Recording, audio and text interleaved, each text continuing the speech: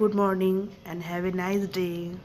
এই ঠান্ডার মধ্যে রান্না করতে হবে, রান্না করতে গেলে বাসন মাজতে হবে, বাসন মাজতে গেলে তারপর জল আনতে হবে, জল আনতে গেলে তারপর কল চাপতে হবে, কল চেপে জল আনতে হবে ঠান্ডার মধ্যে। এই ঠান্ডার মধ্যে এই এতগুলো কাজ বলো, ঠান্ডার মধ্যে কষ্ট তো হবেই। সেই জন্য মানে কথাটা একটু অন্যরকমভাবে বলতো। আমি তো সবার সামনে ওরকম বলতে পারি না। আগেকার দিন শাশুড়ি মা সেকেলে মানুষ, সে উনি বলতো ভাত ড্যাশেরে দেয় না, ভাত দেয় গতরে। তোমরাই বুঝো না কথাটা ড্যাশের জায়গায় কী বুঝবে বলো, তোমরা বলে নেবে কিন্তু। হ্যাঁ, কমেন্টে অবশ্যই বলবে কিন্তু। আরেকটা হলো গৃহবধূর কাজ, যেটা করতে আমি খুব ভালোবাসি ছোটোবেলা থেকেই। পুজো করতে ভীষণ ভালোবাসি। তোমরা কে কে পুজো করতে ভালোবাসো অবশ্যই জানিও। Good morning, happy. কী রান্না হবে জানো? দেখাচ্ছি দাঁড়াও।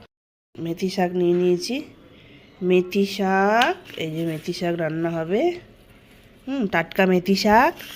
আর এই যে বেগুন কুচিয়ে রেখেছি, বেগুন। আর এই বেগুনটাও দেবো মেথি শাকে। মেথি শাক বেগুন দিয়ে ভাজা অপূর্ব লাগে শীতকালে। আর দুটো